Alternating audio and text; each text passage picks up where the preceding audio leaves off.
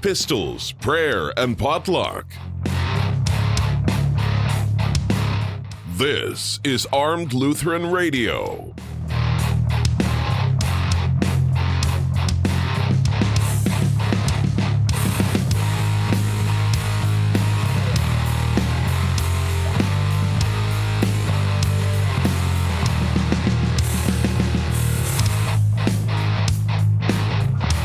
Hey folks, welcome to Armed Lutheran Radio, a show about guns, hunting, competitive shooting, the natural right of self-defense, and what God's Word says about the issues surrounding gun rights and gun ownership. I'm your host, Lloyd Bailey, the Armed Lutheran, and this is episode number 340.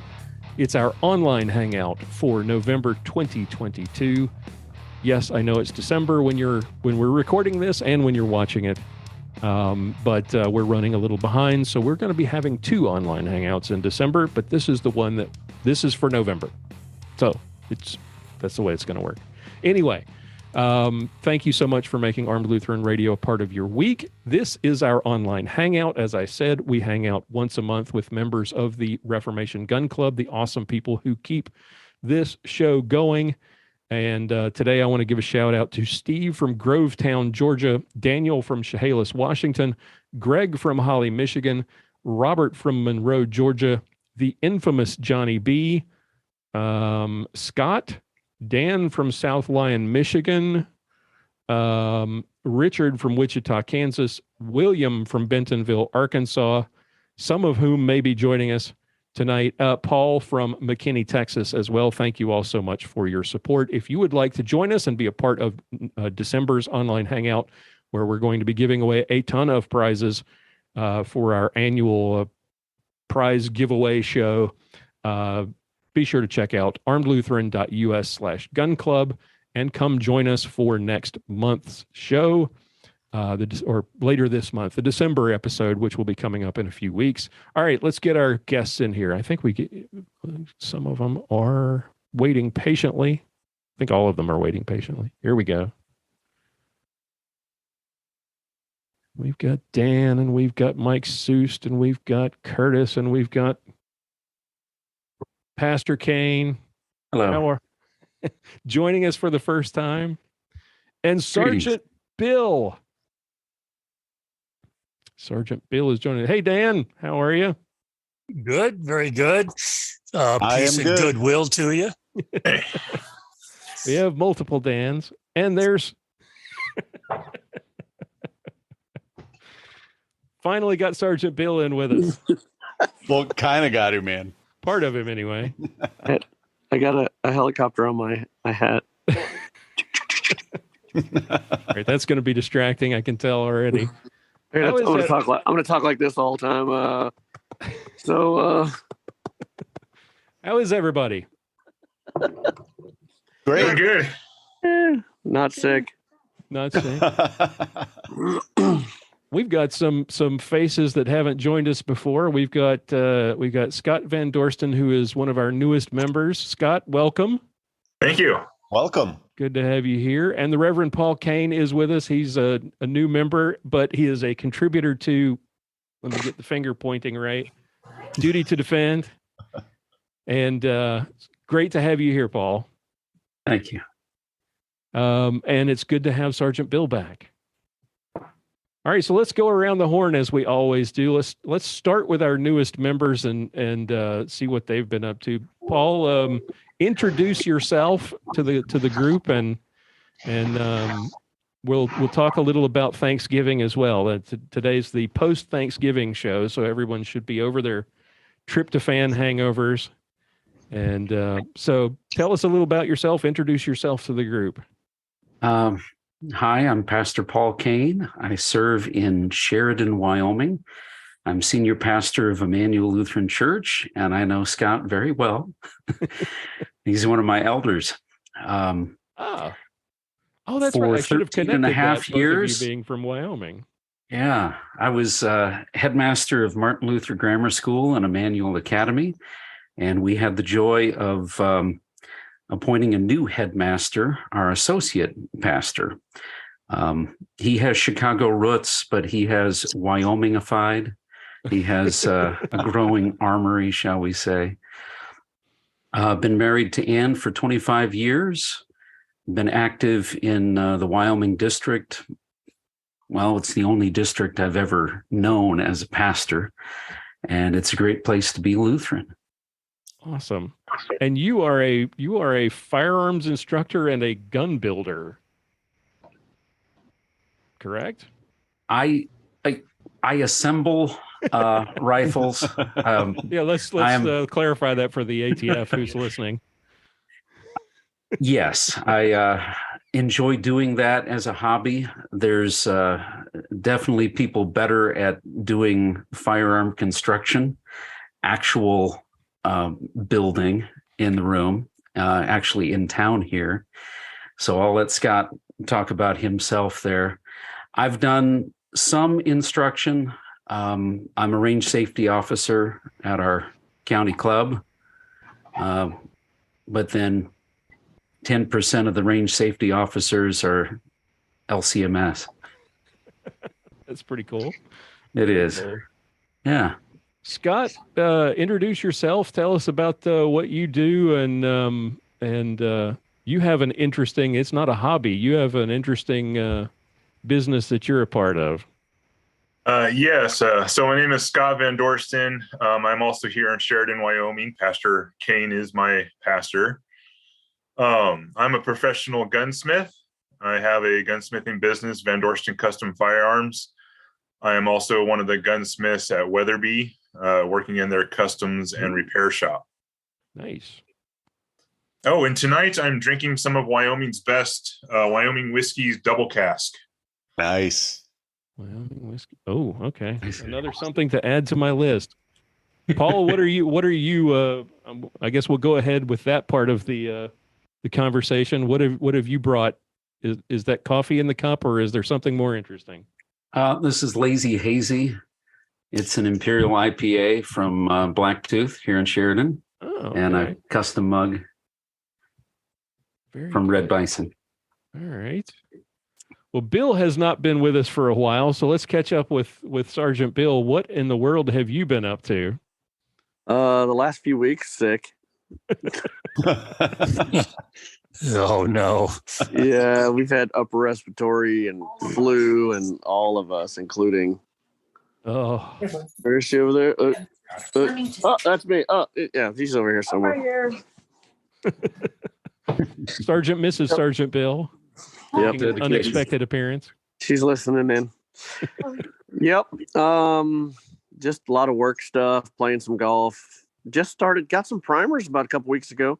So just started reloading again. So yeah. Yeah, when you mentioned that the other day, that was amazing. Where did you find them, or is it as a closely held secret? It was Powder Valley had them, and I got an email from somebody that said, "Hey, quick, go to Powder Valley this morning. They've got primers." So I jumped on and bought 5,000. Powder Valley is rocking. Yeah. Yep. What are prices like now? I stopped reloading many moons ago because I just didn't have time. I remember you could get 1,000 for like $28, and people were snapping them up like crazy. I know they're nowhere close to that now. What are they? What are they like now? Yeah. Reverse the numbers. Okay. I think the ones I got were $85 1,000. Oh, ouch! You did pretty good. Yeah. And that was a good price. Okay. Unfortunately, yeah. Holy cow! I saw some today for $150 1,000. Oh, ouch! That'll leave a mark. Yeah. Not feeling bad about having given up reloading at this point, hearing about all the prices. Mm-hmm. Have you been doing any shooting at all lately, other than practice at work? Occasionally. I still go to Mission 160 and shoot up there every now and then. You go to pet the dog. What? Sorry, she said I go to pet the dog. Oh, okay. So yeah, Kevin's got this really the owner, nice. Kevin Harding's got a nice dog. Yeah. Tuck, what's really wrong with that? Not a thing. Nothing. Tuck is fantastic. If you ever get to meet him, believe me, you'll enjoy it. He's a great dog. I tried to get him to come home with me today. I told him, load up. He ran to the door. Kevin was like, no. He spent a lot of money on that dog. Highly trained hunting dog. Yeah, I go every maybe 3 or 4 weeks. I go out and do a couple hours out at the range. So cool. I'm gonna have to hit you up for a warm-up session. It's been way too long since I've been out there. Yeah, I was gonna shoot today, but it was kind of cool and drizzly, and I was like, yeah. I ran up there and I got some bullets. So, aren't you down in Texas? Yep, North Texas. And it's cool and drizzly down there. Okay. Yeah, it was. I think it was 51 at 10 o'clock this morning. That's cold. Yeah, but it was Bill. like my wife just said. It was cool. 80 51. last Tuesday. Like my wife just said, it was 80 last Tuesday. So. Yeah, that's true. Yep. So what was I going to ask you? I can't even remember now. What are you drinking tonight? I just poured Cold one medicine? from cold medicine from the tap out in the garage. Michelob Ultra. For medicinal purposes, of course. Yes. All right. Dan, we'll start with Dan Veldt. Have not seen you in a moon or two. How are you doing? And what have you been up to since last we were together? I'm doing well. We have snow here in Washington. Well, we have had the last couple of days. We don't see a lot of it here on the west coast of Washington. So it's been fun to make some snowmen and sing Christmas carols and play around in the snow. Tonight I'm drinking, I'm with the tried and true Knob Creek Rye. Creek. That's a good one. Can't go wrong. Yeah, other than that, I only went shooting once this week. Someone dared me to go shooting in the snow because I always make fun of people for not shooting when it's raining, when it's snowing and everything else. And they said, "Hey, you want to go out shooting today?" And I said, "Okay." And I did. I don't think they had a good time. I had a blast. Awesome. Where are you at in Washington? I live in Enumclaw. It's east of Tacoma. I got up against family the in mountains. Squim. Oh, right on, out in the peninsula. Yep. All right. The other Dan, how have you been? The other Dan, busy. That's why I missed the last couple of these. Winding up a clinic in Denver, North Carolina. Which is right. north of Charlotte. North of Charlotte, up around. Yeah. There's actually a Dallas, North Carolina in that area too. Yes, sir. There is. I've managed to do quite a bit of shooting in the last. I saw your posts on social media. IDPA or USPSA or both? Both. Both. I have friends that shoot them both, and so they're like, come on, Dan, let's go, type of thing. In October, I had the privilege of shooting with Princess Leia and Han Solo. Nice. I saw that. Yeah, that was cool. Yeah, I saw that too. Really good people, and the girl finished ahead of me. She was, didn't have the blasters, but had a pretty nice looking tricked out Beretta. Okay. And, that was fun. A friend of me and my wife's for 50 years, come to stay with us. And, she lives by herself now. So she's like, well, I need, I'm buying a gun. Mm-hmm. Okay. What did you buy? Okay. Well, I bought a 9 Shield. Okay. Bring it with you.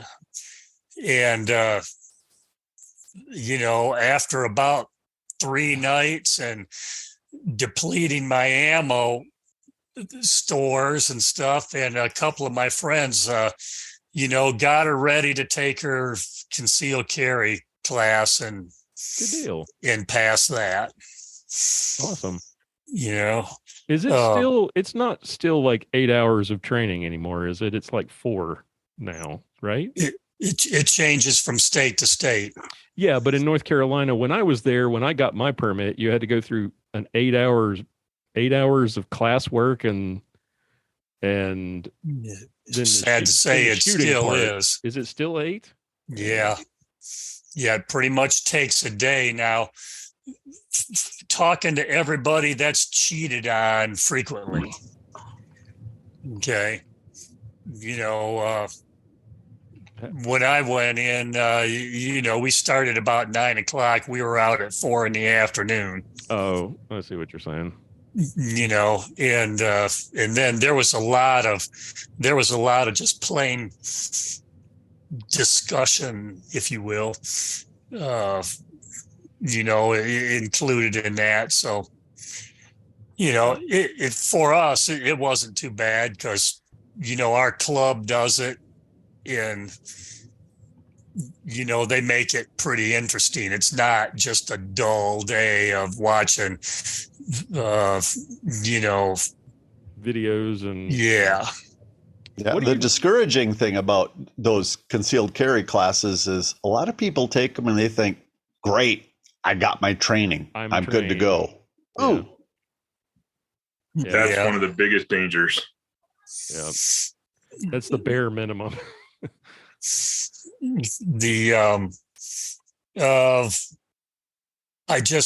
I run across a pistol and it was like, oh man, that's too good a deal. Just close your eyes and pay for it.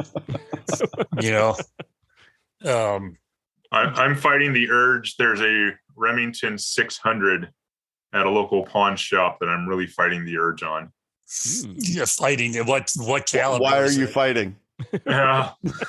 Prioritizing. Right. Christmas is coming. Yeah. You don't need food. You don't need gas. Come on. Yeah, you can diet for a few days. A few lunches. I bought a gun once just before my birthday, like a couple of weeks before my birthday, and my wife came unglued. I need to watch what time of year it is when I do buy guns. Gotcha. Totally understand that. Well, I didn't have a 22 long rifle pistol, and this that's Ruger a crime. Yeah, I know. I have 2 of them. I just never. I mean, it just hadn't come up, and this one this Ruger Mark IV just come marching by, and okay, box it up, get the papers, That's what you get for going to gun shows. That's it. It is. Well, if I can get that going to a gun show, I got to start going to gun shows. Yes. The secret is to close your eyes and stick your money out, So what are you drinking tonight? The standard, some Elijah Craig. Yummy. Yeah. Okay, now that's another thing. My son, I mean, sons, they're connoisseurs of everything. He brought by a bottle of Four Roses. Okay, now, historically, I've thought, well, Four Roses is just kind of, kind of, the least you would bring home. I found out that there are different levels of Four Roses. There's always different levels. Yeah. And, I would have gone down and bought another one of those, small batch, oak barrel, Four Roses, but because it's about like Elijah Craig, except the bourbon bite is kind of rolled off. Okay. But man, it was, beyond my it was beyond my budget, really. I mean, it was up there. Gotcha. But it would. We lost your audio. All right, let's move on to Stuart here. Stuart finished dinner, and obviously the dog is not anywhere nearby because he would have eaten like 3/4 of it. How are you, Stuart? Oh, that dog, he died. Oh, no. This one, very polite. It's not the worst thing that happened this month. And my mom died the next day. Oh. So, and she died in faith, so that's good. And so now I can move to Florida somewhere. Well, our condolences to you on both losses. I'm sorry to hear that. Yeah, me too. It was not a good week. So I guess that kind of tells us what you've been doing since last we were together. Yes, I'm the executor. That's what I've been. I haven't been shooting, so that's wonderful therapy. But yeah. So what are you drinking with dinner tonight? a Cabernet.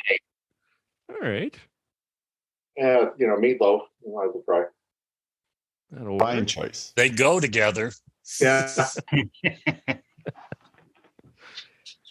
All right. Well, it's good to have you here with us again tonight. Mike, what are you up to? What have you been up to since last we were together? And you last time you were with us, you shared an interesting beverage. So I'm interested to see what you've got on tap tonight. How have you been? Good. Winding down for the year. I have 6 more days of work and I'm PTO for the rest of the year. Nice. So it's use it or lose it time. Yeah. Yeah. I feel your pain. However, I'm filling my time. I just got done reading Piffs and Sets for those who know what that is last hour. So we're still on the hunt for a pastor. Okay. So, Gotcha. but Been there before. Yep. So otherwise, it's for those of you in the South, it's a balmy 16 degrees with a wind chill of -4 right outside right now. Where are you at, Mike? Southern Minnesota. Southern Minnesota. Oh, whereabouts? Just east of Mankato, Janesville. Oh. 15 minutes. Right on. I got family in Janesville, Mankato, grew up in New Hope. Oh, really? Yep. Pastor Bennett's neighborhood. Yeah, that's right down in Pastor Bennett's area. you have relatives here. That's interesting. I do. Right. Yeah, Pastor Bennett. I usually meet him in Mankato for breakfast when I'm in town. Oh, nice. Nice. Yeah, I'm a transplant. I didn't grow up here, but I live here now. So I grew up south of Mankato, actually. So It's a wonderful place. yep, I've enjoyed it. So Bill's having more medicine. So you're wondering what I'm drinking? It's called it's a North Forest Creme walnut liqueur tonight. Okay. You can see that. Oh, that actually sounds pretty good. Walnut. It's walnut liqueur. Yeah, it's from a winery called Chankaska Creek, which is north of Mankato. Okay. They distill their own. New Ulm, isn't it? That would be Shells. And No. There's a winery in New Ulm too. Yes, that's Morgan Creek. Yep. Morgan Creek. So, Morgan Creek. Yep. This is Chankaska, which is up by St. Peter. So they have a walnut liqueur. They have a bunch of different liqueurs they make. So it's that time of year. So why not? Nice. How is it? It's good. It's apple brandy. It's like got a dairy product in there. There's a kind of a walnut flavor in there. Creamy. It's oh, interesting. See that. Mm-hmm. Not what I expected. They started distilling to make this, and then they actually opened a distillery for regular hard alcohol, but they got their license to make the liqueurs first, and they've been doing that for about 8 years or so. But Right. They've got an espresso, pumpkin, peppermint, like 7-8 kinds. So Hey, good liqueurs are hard to come by. Nice. yeah. I'm guessing with the weather, you haven't been doing any shooting. No, I have not had time, but there is somebody from church who's been bugging me to go out, and so he's going to get a membership at the range that I am at. So, okay. I'm guessing that's an indoor range and not out in the -7. Nope, it's outdoor. Oh wow. Okay, hardcore. Well, you never get to choose your gunfight, so you got to train like you expect to fight. That's right. Exactly right. As long as there's no wind, it's okay. You get to choose wind in a gunfight? Right. Sorry, we can't do this right now. Could you come rob me later? Time out. Yes. Curtis, how are you, sir? What have you been up to? I'm good. I actually been out on the road lately. I actually only about an hour and a half ago, I got home from delivering a CNC machine up to Aero Precision in Lakewood, Washington. Ooh. Oh, right in my neck of the woods. Yeah. It sounds like it was real close to you. They only had like maybe 24 of their machines running. It looked like 6 was empty in case anybody's looking for work. So, from what I hear, they're pretty buried in work these days. Yeah, which is great. They do awesome work. That's a great shop. Yeah, I've got one of their barrels for an AR-10 build that I'm doing. And actually, while I was out on this trip, I picked up another piece of machinery. Right on. Yeah. Nice. Gray Ghost Precision. This for the only problem is it's black, and my current AR-10 build is brown, and so I guess I'm going to have to build 2 of them, one black and one brown. That is a great solution. Yeah, that's one I could come up with. Very good. What are you drinking tonight? A mix of rum and Irish cream. Okay. Ooh, yummy. Sailors like rum. Rum and Irish cream. Okay. I'll have to go after that. William has joined us, and he looks like he's parked on the side of the road at a truck stop. What are you doing? William is always parked on the side of the road when he joins us. I'm always somewhere, yes. So we're actually just leaving our Friday night potluck and Bible study. And so tonight my wife is driving, so I can sit over here and look at you guys. Very nice. Good. Okay. Well, hello, Mrs. So I don't want to blind her, so I'm kind of sort of using a light that's not pointing towards her. For a moment there, I thought you were out getting mugged or something, in the dark and the flashlight. That was kind of throwing me off there. Good to have you. You might hear some friendly bickering in the background because my kids are, kids are being kids. That's all right. We like that. So I'll mute myself if I hear it coming. All right. Don't worry about it. Cool. All right. Well, I'm glad you're here. Hey, Donnie, how are you? What have you been up to? You were planning a hunting trip, when last you were with us, weren't you? Oh yeah. The hunting was fun, but not successful in terms of getting anything. We saw a couple of huge muleys, probably 160 category, 170 category. But we tried to put the sneak on them, and they put the sneak on us. A bad day hunting is still a good day. So what you're saying is you took your rifle for a walk. That's some good quality. Hey, rifles need that. More for the little walk, more for a ride. We were hunting the Missouri Breaks in Montana, just north of Fort Peck Reservoir. Okay. So haven't fired anything yet. Though my muzzle loader's loaded up, I may go out tomorrow, and I'm definitely going out here in Minnesota on Sunday with a friend. Been doing some meat cutting for the friend.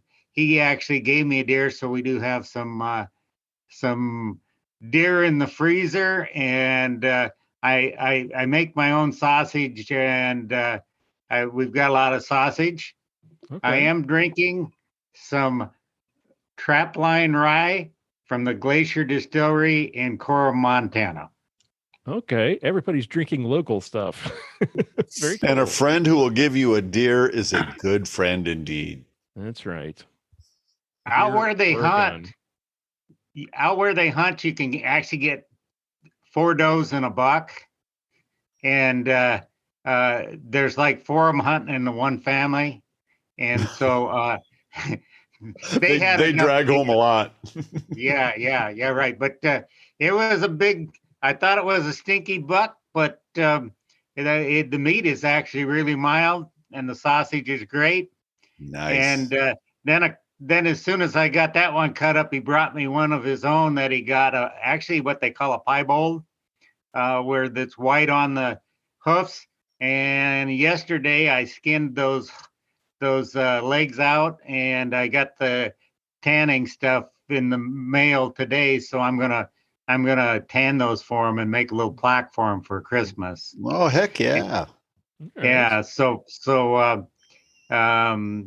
yeah, we got another about 10 days of muzzleloader season here, and then archery goes through the end of the year. And in Minnesota, you can, if you're 60 and above, like I'm pushing 70 almost, you can actually take and get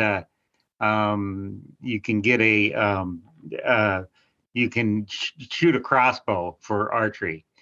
And okay. And another member who's not with us tonight because he's the manager of the Concordia Seminary St. Louis basketball team is in Fort Wayne for the Fort Wayne tournament this season, and he's got a bunch of friends there, so he's real busy.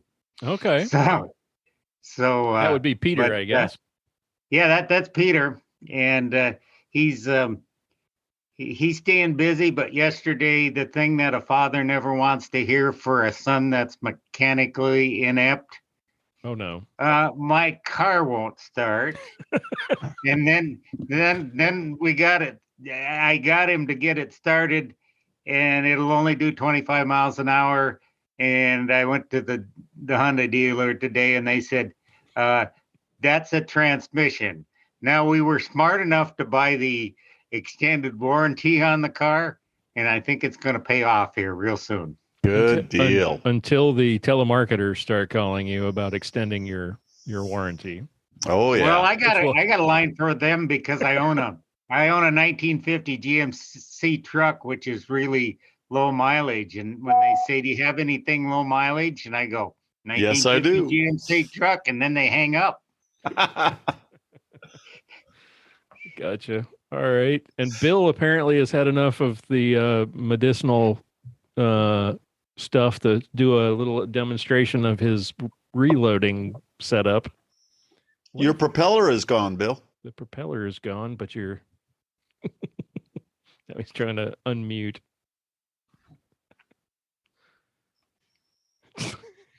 We are hearing you not at all. Nope, but it's fun watching you. Do hand gestures. Try. Oh, now he's gone. Oh no. So I've been trying to plan a trip back to Minnesota to do some ice fishing because I have friends that tell me ice fishing is a lie. And I'm sorry, it's not. You drive out on the lake and you actually catch nice fish. So we're going to try and do that. All right. Nice. Any of the Minnesota? Some in Red Lake took a nice little ride on the ice. Oh no. A ride? What kind of ride? It broke off and they were out in the lake. Oh, that's exciting. Not good. Hey, Bill's back. He's back. He's got sound. I don't think I have any sound though, do I? Yes, you do. You're good. Yay!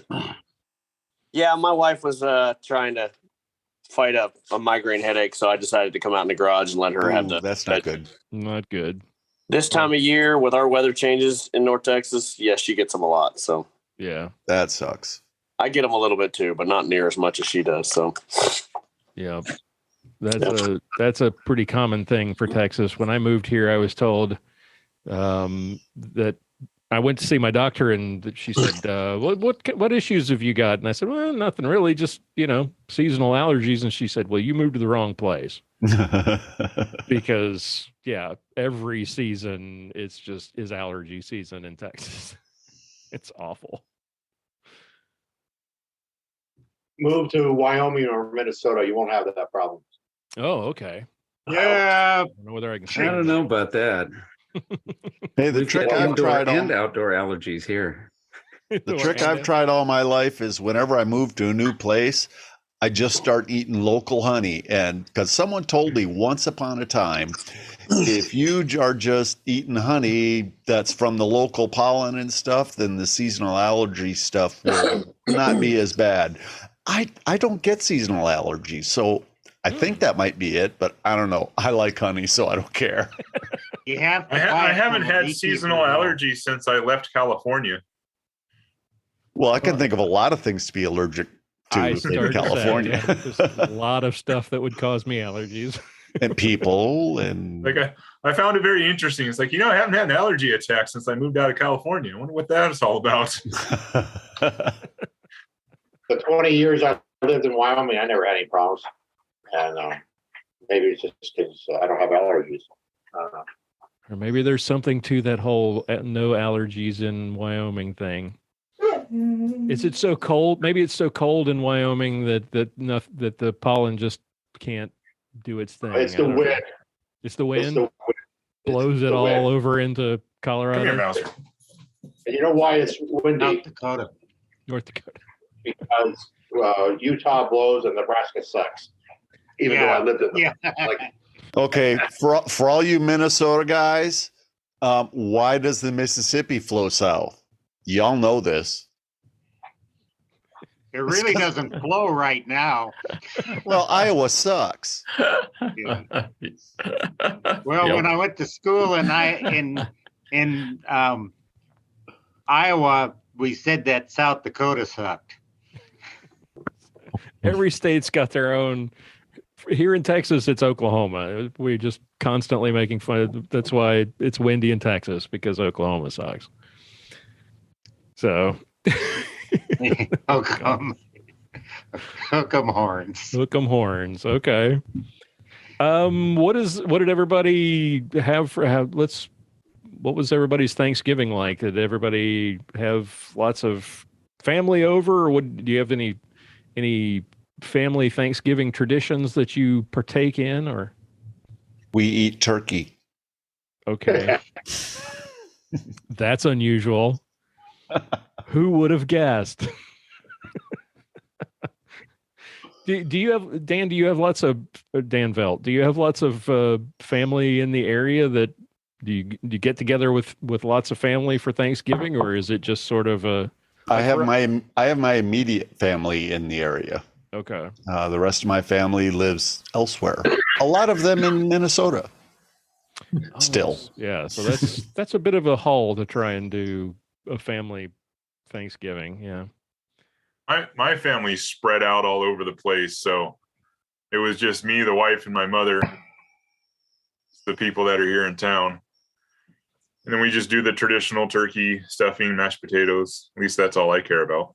There you go. Yes, indeed. Anybody do anything weird? Like every day. Well, no. Isn't it you Texas guys that seem to do like weird beef things at Thanksgiving? Okay, thank you for qualifying that. Yes, weird for Thanksgiving. There was a friend of mine on, and Bill might have seen this too, on Facebook. She's from, I think, Mississippi, and she had like some kind of salmon thing with shrimp on it. I was like, what in the heck is this?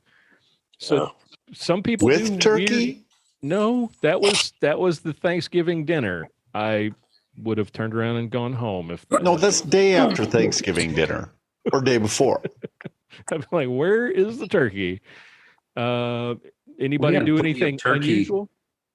But our unusual thing, we got entrees from a local Thai food truck. Ooh, Thai food. How was it? Okay. That's honey cool. lime chicken. We had a green curry. Well, that doesn't sound bad. It was mostly protein. If you that like and the curry. 2 pounds of nice turkey. Yes. All turkey breast, real butter at room temperature. Oh, gotta have some dark meat in there, though. Oh, we didn't this year. Where William was weird for Thanksgiving. He's always all over the place. Where were you for Thanksgiving? Yeah, this year actually we stayed home. So my in-laws were in town, so we got to spend a couple days with them. And then my best friend from my youth, from the time we were knee-high to a grasshopper, he and his wife and 4 kids all lived down in Texas. Her family's from Fort Smith, so they drove up for Thanksgiving to be with her folks. And then the next day, they came up and stayed with us for a couple days, and we had a really good time. Very cool. Excellent. My kids really want you to see my cat. Hi, cat. Hi, kids. He's a cool cat. His name is Ginger. He came with a name, but they really want you to see Ginger because he's good looking.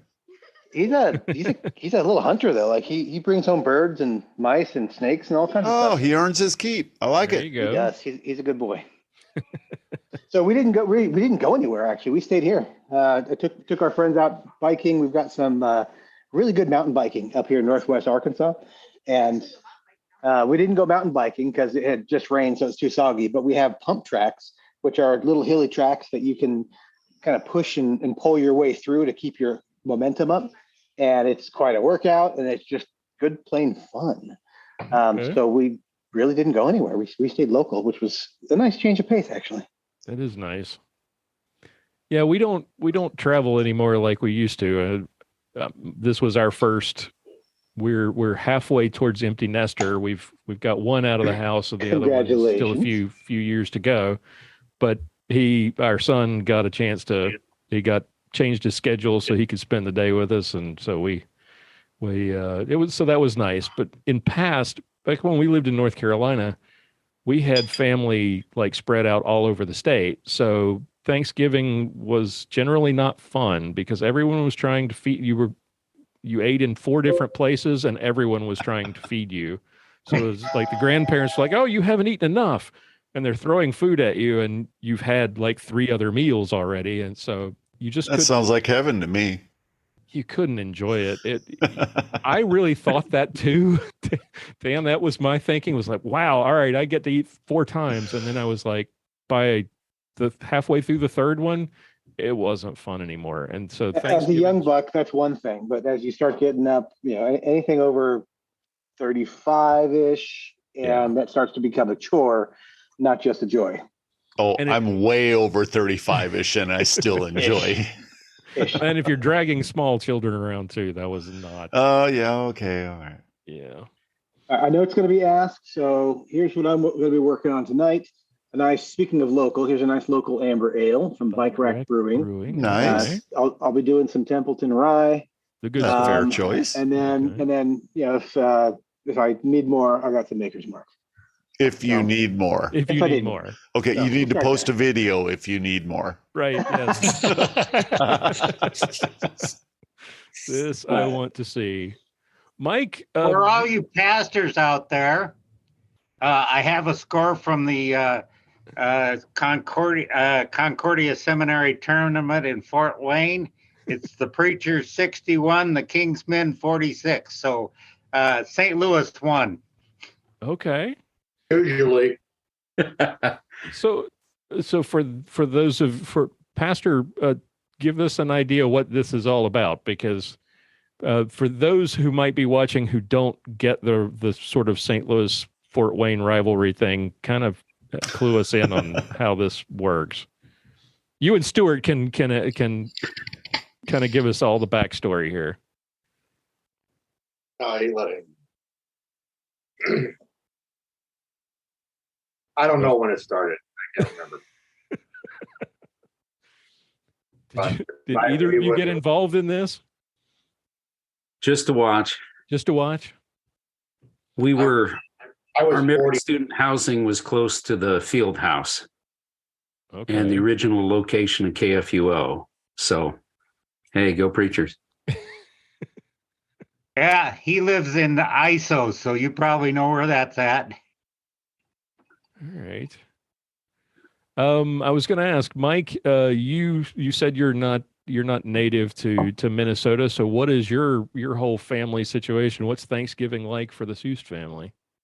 Actually, I am native to Minnesota, but I'm only like 10 miles from Iowa, and just further. Yep. So I moved just 35 minutes northeast. For me, Thanksgiving is usually my sister and brother-in-law and nephew and but my brother-in-law was on call this year, so I just went home. Mom and Dad didn't want to cook, so we went out for lunch. By the time we got to the restaurant, they were out of turkey, so we had ham. Well, okay. That's a fair substitute. And then I went, ham works. And then I did the routine of the annual Thanksgiving tradition of putting chains on the tractor for Dad, getting ready for winter. There you go. The simple jobs we do. Yes. Right. Yes. Anybody save their Christmas decorating until the weekend after Thanksgiving, or anybody? Our neighborhood is always bedecked in lights, and I fight till right to the end of Thanksgiving, and I'm a one holiday at a time guy. I'm still fighting it. Tomorrow I might start. Okay. My wife would have them up year round if I let her. Mine too. I can't put mine up yet. Scott. I can't put mine up yet because they're redoing my roof. Okay. Ours are going up this weekend. All right. I have been requested still this year to deciding. finally have. Go ahead. You're still deciding, Dan? Yeah, I'm still. Yeah, I've already said, man, the blue icicles all around the house. We're just gonna have to retire that from here on out. There's no more climbing up on the house for me. Oh, yeah, I'm with you there. There are younger the people plastic you can hire Santa to Claus out in the yard. We'll man, we'll still shake hands with Santa. Yeah. When we were in North Carolina and had a one-story house, that was different. Now in Texas, I have a 2-story house. Not doing it. And they were beautiful. I mean, people would drive down to the end of the neighborhood to see the blue icicles hanging off my house. But I'm just not gonna do it. Those must have been some. Yeah, we do the icicles, and I have a 2-story house, but 1 story is below ground, so a little ladder helps me get up to the gutters. Yeah. Okay. All right. Now I need a man lift really to do mine. I can hook you up with one of those. Yeah. Curtis, you're usually driving all over the country. So are you driving during the holidays much, or is it, what happens with you with the trucking situation? A lot of times I'm driving on holidays. Holidays don't mean a lot to me. So, Thanksgiving was good because I actually have a son up in Silverdale, Washington. Okay. And the load I took up there was actually, we call it an SOS load. The original truck broke and couldn't make the delivery. So I took over his load and took it up there and ended up with a 2.5-day drive. I ended up there on Thanksgiving, which I didn't expect them to unload me on Thanksgiving, but they wanted me to wait till Monday. So that actually, and I would have been upset normally, but being as my son is there and I could spend Thanksgiving, I let it slide. That's a blessing in disguise. Absolutely. Yep. Very good. That's awesome. You were delivering chipped beef on toast? I'm sorry, say that again. What? You were delivering chipped beef on toast? I could have been. I introduced my daughter to that stuff. I have a recipe for that, but I can't say the word, so she still doesn't know what it means. So that's good. I'm familiar with that, and I entirely respect that. It's one of my favorites too. Do we make SOS? I'm like, just don't say what it means. All right, that's cool. Paul, how about you? You're native of Wyoming, right? Originally from Nebraska. Nebraska, that's okay. Yep, right next door. That's been a rather interesting thing over the last few weeks. New football coach and all. Oh yeah. Okay. They big Nebraska fan? Are you still a big Nebraska fan? Very much. We've got a Husker room in the basement of the parsonage everywhere we've been. Nice. Okay. How was Nebraska Thanksgiving? volleyball is in the tournament NCAA right now. And I can report that if we're not a football school right now, we're a pretty decent women's air rifle team. We've beat all the service academies. Nice. Okay. Very cool. There's that at least. There is that. I didn't even know that they had a William, did you just show up in the waiting room? How did that happen? I'm getting on my computer so I can actually have a full-size screen instead of my little phone. Okay, so we'll have two of you for a moment. You just want to be up there twice. There he is. But I can do this now. You can hear echoes. Right on. Okay, goodbye. So Lloyd, tell us, what is the best swag pack we gotta buy? Because you've been tossing these out there, and I gotta get one. Okay. And which is the best one for me to get? Okay, I appreciate that segue. The check's in the mail. I have. There you go. I love it. I have been working to try to bring kind of all the swag in house so that you don't have to wait for somebody else to print them and ship them. You can order it from us and it goes out same day or next day. So I have, and that's all sort of kind of wrapping up hopefully this weekend, early next week, all of that stuff will be ready. So nice. New t-shirts. These will be available right now. They are available in ash gray, this and the classic crest, and they'll be available, I think, in 5 colors middle of next week. And so I got to buy 5 of them? No, well, yeah, sure. That's short answer is yes.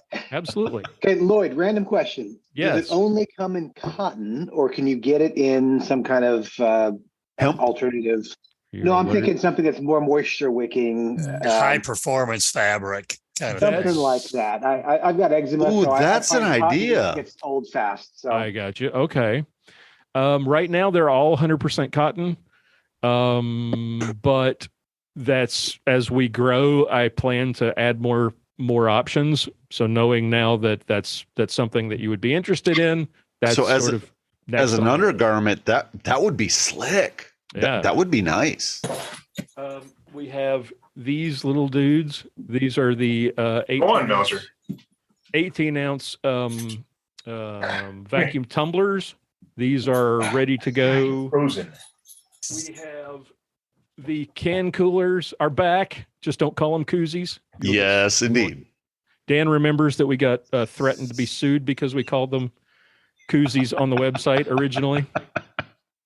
Oh. There is a trademark on the word koozie, apparently. And if you put it on your website, they will threaten to sue you. And it's a stupid name anyways, is. We like can coolers. It's retarded. So there are 5 colors of these, and they're available now. Okay, I need 5 of those. 5 of those. And then, of course... Are they in the colors of the Lutheran church here? Probably. Oh, that's an awesome idea. Oh, you should get one. You should get one that has a legitimate flag. I actually thought about doing tumblers in the church colors with the Luther rose on each one. I like it. Thank you for the idea. Now, see, I'm not even Lutheran, and I like that idea. I'm stealing that idea. So, of course, there's this. That's the highlight right there. This is the highlight, which was contributed, of course, by Pastor Cain. This is now available. It just went live on Amazon today. And once I get the books from Amazon, I'll be sending out all the pre-orders signed. And signed editions will be available. It's available on the website at Amazon right now. So I am so excited about that. Pastor Cain, don't buy one. I'm sending you a copy. Okay. But you can still buy one if you want. Needs another book. Right. He's got a huge library behind him. Where will he ever put it? Oh, pastors don't have enough books. That library is probably small compared to his actual one. And Lloyd, are you planning on doing an audiobook version as well? I'm working on the audiobook version. Aforementioned allergies have sort of slowed down production of said audiobook. I got a lot of recording done over the Thanksgiving break, but then had all kinds of allergy problems that didn't allow me to complete that. So you're doing the audiobook? Yes. Oh, I'll buy a copy of that. Tell me when it's done. Yeah, I will. I'm planning to sit down. I've got all of the 2 weeks, the week before Christmas and the week after I'm off. So I plan to do a lot of recording. So hopefully we'll have I support. Oh, yes. So here's what I was thinking about the whole rainbow thing. I was thinking of doing a rainbow colored T-shirt that says LGBT Lutheran Gun Brotherhood of Texas, but I don't have enough members in Texas to support it, so I thought I'd buy that. Still thinking about it. I'd buy that. I'd buy that. Might still do that. Okay. But as far as the I came up with the idea of the kind of the fan packs. So we have a swag pack that has the cooler and stickers and a patch and wristbands and that kind of stuff. That's available now. And I just came up with this ultimate fan pack, which is the swag pack. So it's 4 stickers, it's a patch, a wristband, 1 can cooler, a T-shirt, a tumbler, and both books. And you have the option of signed or unsigned, and your choice of, right now it's just gray because those are the ones that are available, but the colors will be available. Probably. That's perfect. So for a signed copy on the Armed Lutheran website is where to go to get a signed copy? Yes. Yeah. Because I'd like your scribble on it. Okay. I'm more than happy to provide. My mom said I should have been a doctor because my signature is totally illegible. So I'll be happy to provide. We'll call you Dr. Lloyd. You have to, and this is the voice of experience. On one hand, when you're signing fan stuff, you want to get through it quickly sometimes, but you also want to remember that this is something they're going to cherish, so make it legible. Yes. Yeah. So not just a straight line. Yeah. Yeah.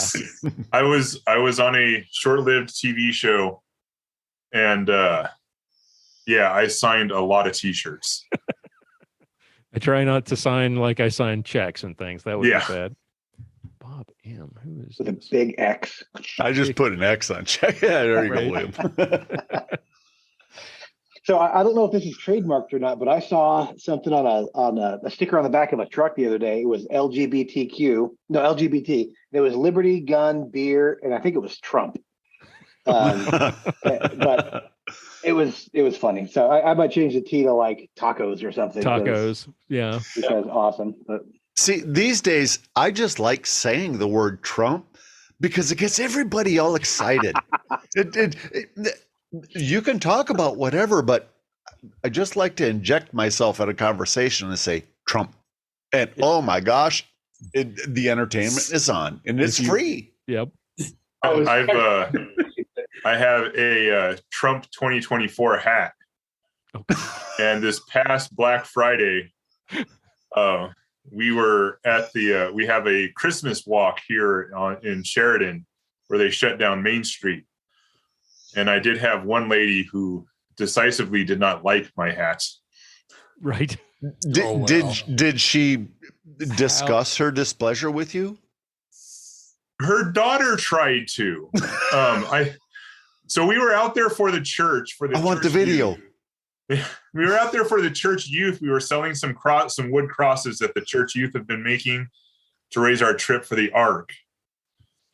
And I was out on the main street, and I was trying to get people to, come down the little alley to our table. You're trying to get people to come down the alley with you. That sounds sketchy. It's a brewery alley. There's a brew house called Smith Alley. Oh, you're trying to get people to come down an alley to a brew house. Yes. All right. Free beer. Where our school has a underage beer people, fundraiser. or But in any case, story. I was giving my spiel of what the kids were doing and raising the money for, and the lady walking by said, "Not with that hat on." And my response was, "Well, you're in the wrong state." that's a good response. I like that. And her daughter tries to come back and tries to explain to me that, this is America and we all have the right to an opinion. And then I explained to her, it's like, yes, I absolutely agree. However, I wasn't the one being rude Agreed. about my opinions. And once I started to explaining the rude aspect of it, it really backed her down. Imagine that. Yes. Yeah. It's amazing how just the word Trump will trigger some people. They just Oh, it's one of my favorite words these days, whether I like him or hate him or feel indifferent or whatever. Just saying Trump just introduces entertainment in front of you for a good half hour or so. Well, what was it? People were being entertained at Starbucks by telling the baristas that their name was Trump. So they have to write it on the coffee cup. I like that. And then call it out when the order. That's my kind of deal. I got I a like for that. Trump. My wife come home today and said she saw a decal on a car, and you put it in the if you got a 4-door, you put it on the back part of the window, and it looks like Trump is riding with you in the back seat. And so she is scouring the internet now to get one. So how many times will your insurance company replace your window when it gets a bullet hole through it? I'm just curious. That's a good point. I probably need to investigate that. Get a dash cam that will record even when you're not there. Yeah, Well, have you one. would have to move to Wyoming because you'd be pretty safe here. Oh, geez. Yeah, she come home just in stitches, man. Says, man, that is so funny, man. I got to have one. Okay, I like her. Tell her I like her. That's a wonderful thing. Yeah. And I'm asking her, it says, do you think Trump would ride in the back seat of a Hyundai? And then she starts scratching, Oh, geez. Yeah. We had a good old beta male O'Rourke running for governor here. And the perpetual loser.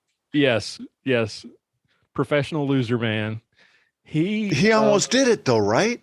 Oh, yeah. No, he didn't come close.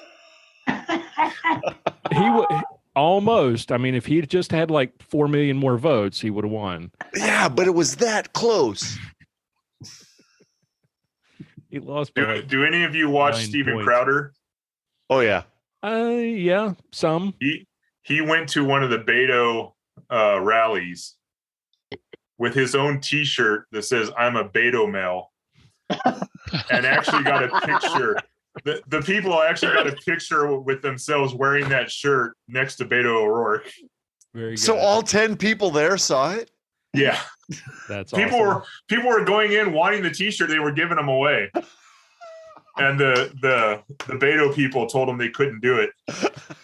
Well, what made me think of that? You were talking about the sticker, the car sticker. There for a while, right before the election. If you watched anything on YouTube conservative, every single commercial was Beto O'Rourke. Every single one. And there was one that just absolutely drove me up the wall. And it was these two. It started out. It was this married couple, supposedly, one a diehard liberal and the other one a MAGA Republican, supposedly. Right? So the opening scene shows the back of her car, which is a little SUV, apparently, and it has a Beto sticker on it. And then you see his pickup truck pull in next to it, just kind of coming in front of it, and the camera sits in the same place and it stops just perfectly so you can see the contrast in the bumper stickers. And his is a Trump 2020 sticker And it looks like that he got it out of the garbage can and then pasted it on the back of his car with like masking tape. Like who would believe? And supposedly he is this diehard Republican, and his bumper sticker looked like he just wadded it up and just taped it on because I don't want to have. I want to be able to get that off my car after this commercial's over. And supposedly they were both for Beto because of Abbott's support for pro-life. Yeah, if that was true, I would bet that marriage is in trouble. But I have a feeling they're both big Beto boys. Of course they are, because Beto's the deal. I mean, he can save us all, right? Well, if he's the one saving us from something, I don't even want to know what the question is. What he's saving us from? What's he saving us from? Bob just snuck in here at the end. Bob, hey, how Bob, are you? Nice to see you. Hi, Bob. And so we haven't gotten a chance to speak to you tonight. So introduce yourself to the crowd. We've got some new faces, and let everybody know who you are and where you are. And if you are imbibing tonight, share your favorite beverage. Uh-oh, can't hear the microphone. Nope, can't hear you, Bob.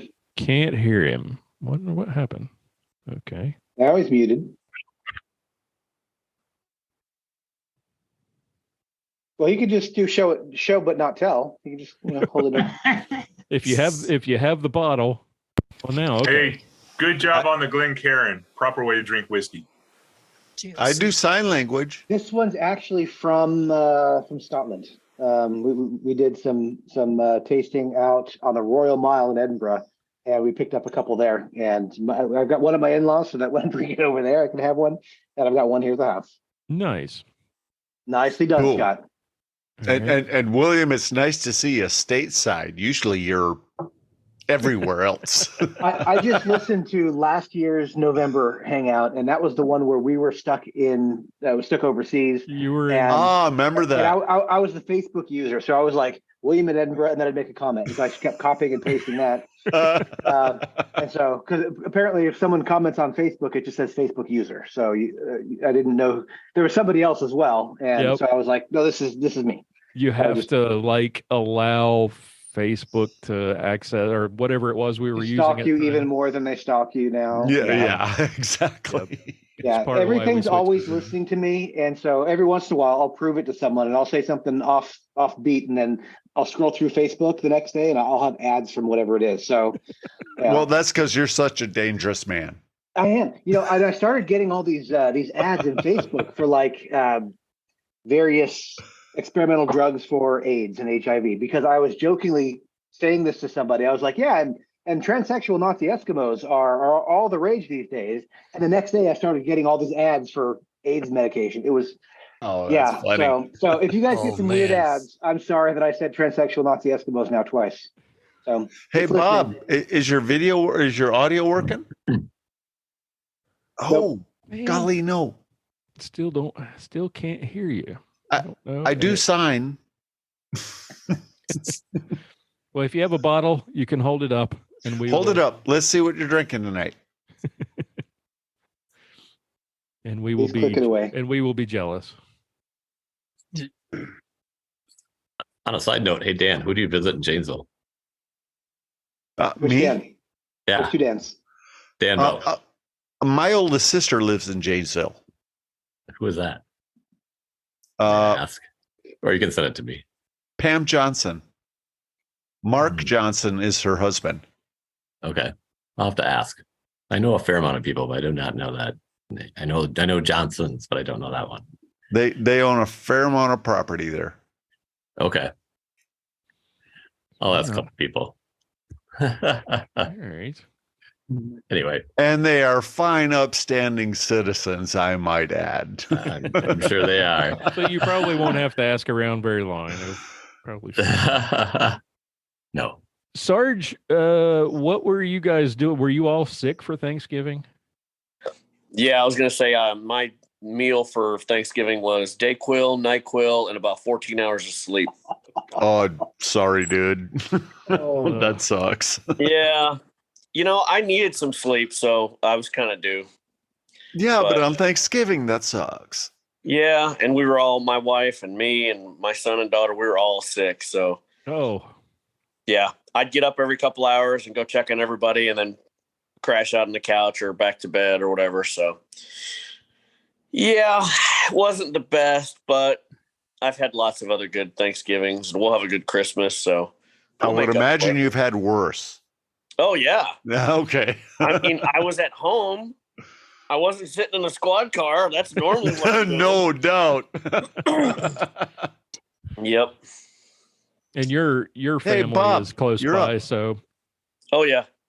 Yeah, my parents went out to my brother's house just north of where I live in McKinney, and my in-laws are probably still mad at us because we were all sick. We were supposed to go to their house. We didn't, so. Well, they'd have been more mad if you'd have come and brought whatever it was you had, so. Probably. Hey, Bob, is your mic working? Yeah. I don't know. Can you hear me yet? Yes, sir. Welcome. There nice you go, to hear Bob. Wow. Touchdown. Ground control to problem? Tom. What was the problem, Bob? Had the wrong thing. I just recently played with my Sound Blaster software. Had the wrong thing hooked up a microphone there. So the answer is it was messed up. Yes. Okay, cool. Yeah. All right, you're up. Introduce yourself to everyone. Tell us where you are and how your Thanksgiving was and what you're drinking tonight, if anything. Well, I had coffee earlier, so the official soft drink of pastors everywhere. Coffee is an important thing in our lives. True.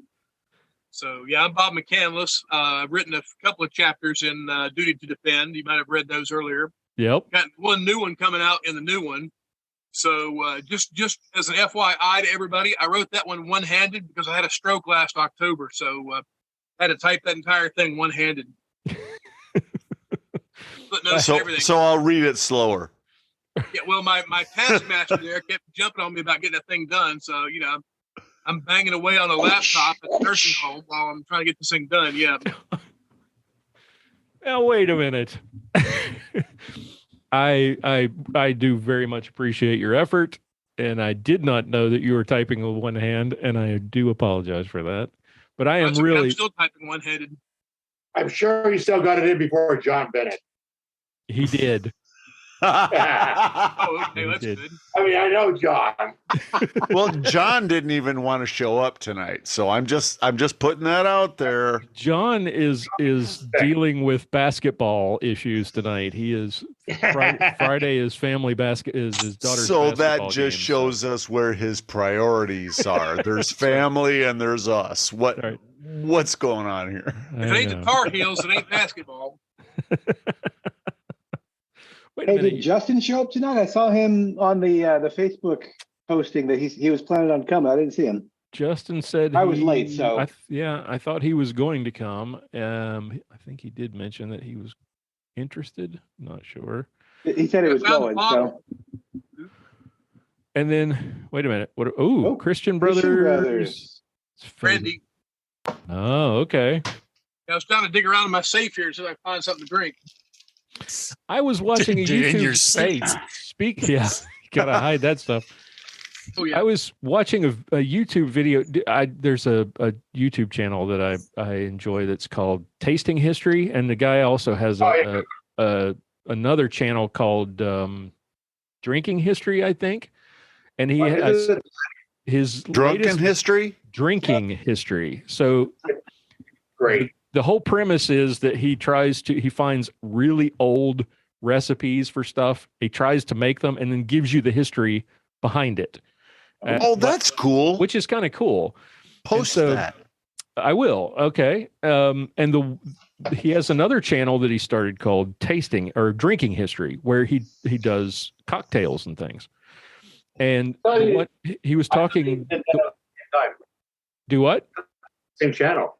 Because I've seen his drinks, because I've been watching that for a year. Yeah. And his drinks were on at the same time. use the same channel. I don't know. Maybe I'm wrong. I think I'll double check that, because at one time when he started talking about doing drinks, he talked about doing a separate channel. Maybe it is the same channel. But that was Max Miller? Yes. Okay. Yep. And he had one about coffee being banned, but when he was coffee was illegal. Yep. He was doing this cocktail that was words. brandy, and it was a coffee cocktail, but it doesn't have any coffee in it. It's brandy and port and powdered sugar and an egg, and you shake it up and it looks like coffee. He garnished it with coffee beans on top, and just made me think of when you showed the brandy there, made me think of that. And when you talked about coffee, so that's the way my mind is working tonight. You can blame the screwball. Sorry. Oh, screwball. Oh, you just left a weird taste in my mouth. You and I have talked about that before.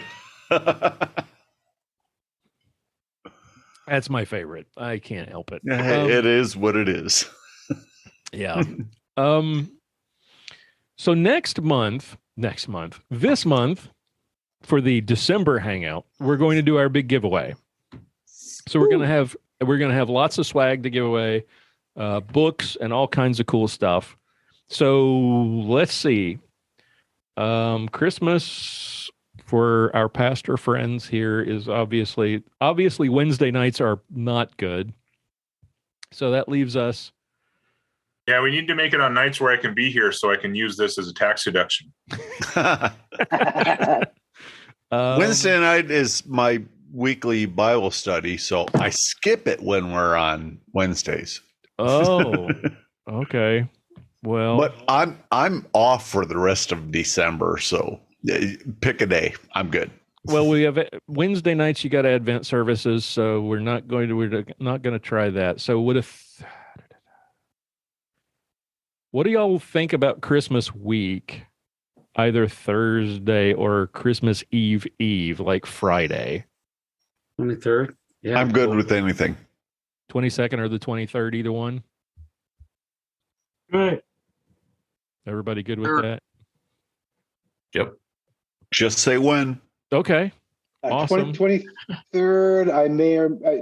That's normally the potluck and Bible study night is Fridays, but we're not going to be doing church on Sunday because that's Christmas Day. So we're going to do a much bigger thing that Friday. So I might just not be able to make it.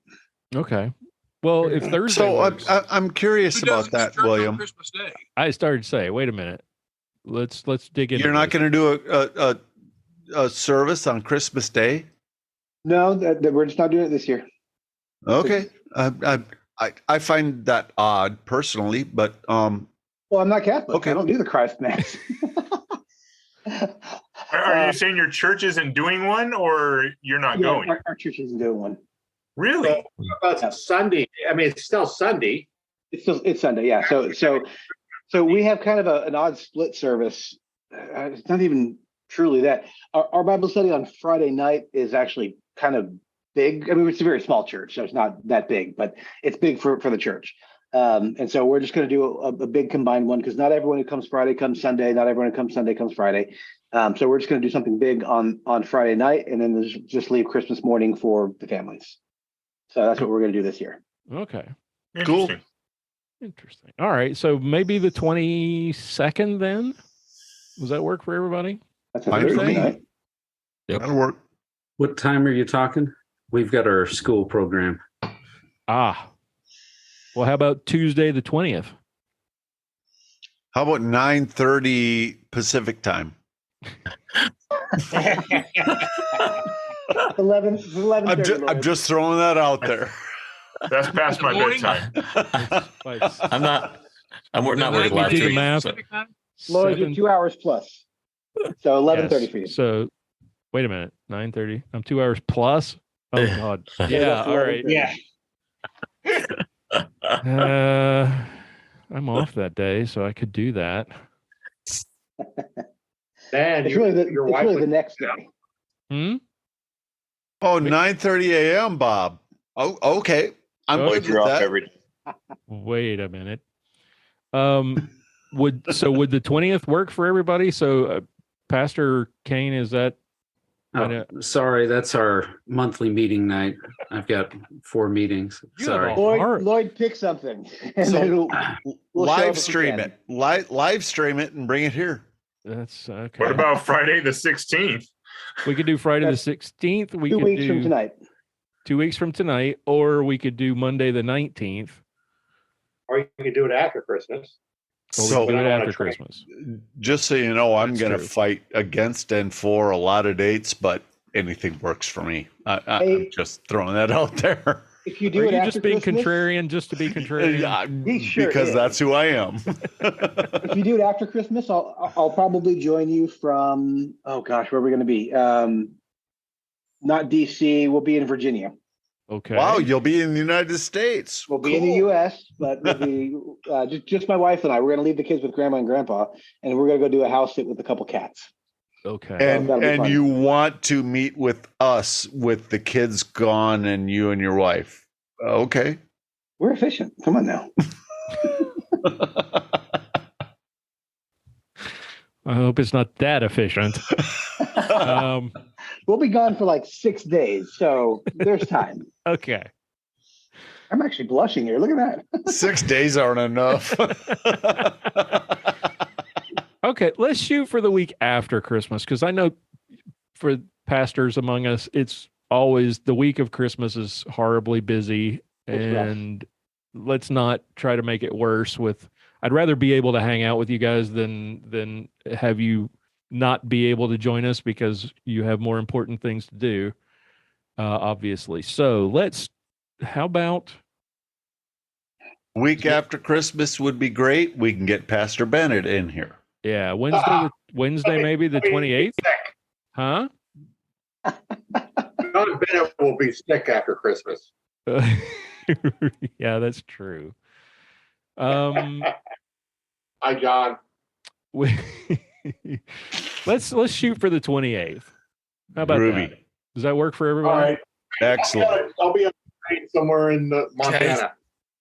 Oh, the the world great is Bill state of doing? Montana, my home state. I'm going to Florida on the train. I'm not sure I want to know what Bill's doing over there. Never ask a question you might not want to hear the I'm answer giving to. you the calendar to look at. So Oh, wow. He's got some racy stuff going on. Look at that, Bill. Giggling. Nice guns. I see what you did there. I'm fighting the desire to respond. Right there with you. It went down the wrong way. Oh, gosh. So, Bill, what's up, man? what's up with what?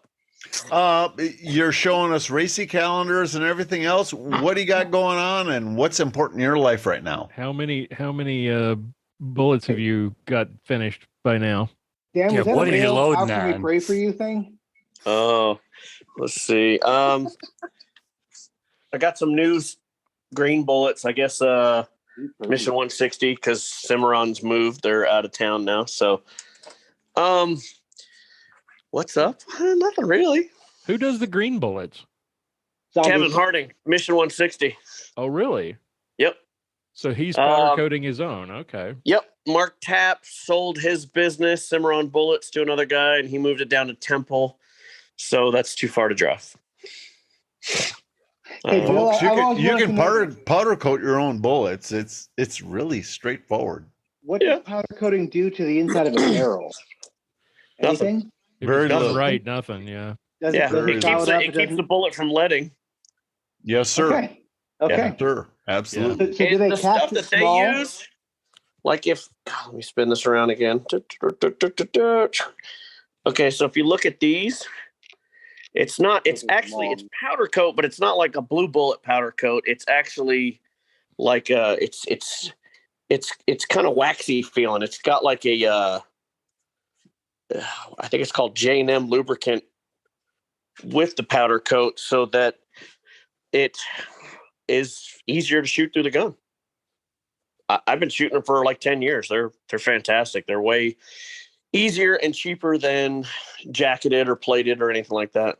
Yeah. So absolutely. And I powder coat all of my 38 special because I have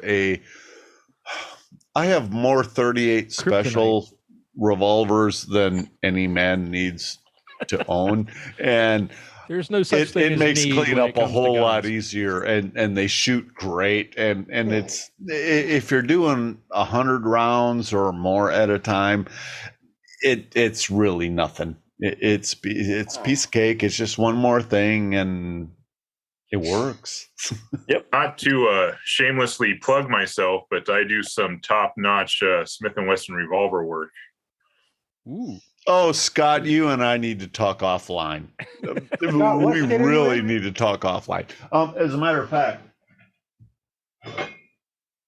I finished this last night. You would probably be interested in it. This is a Bushmaster bull barrel. I threaded it just because someone wanted me to. And was that someone's name? Dan Veldt? Well, I wish this was my barrel.